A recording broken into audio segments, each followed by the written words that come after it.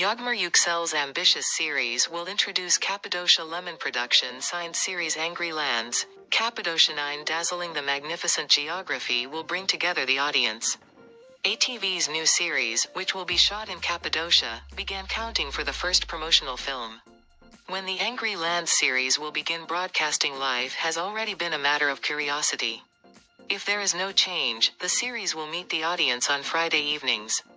Yağmur Yüksel, Taha Baron Özbek and Batuhan Sezer, which brings together the series of Angry Lands, aims to meet with the audience on the ATV screens on Friday, April 11th in case my shootings grow.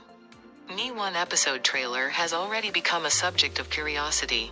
The audience will make him admire with the fascinating atmosphere of Cappadocia and will tell him an impossible love to survive against the eternal hostility of the two-rooted family.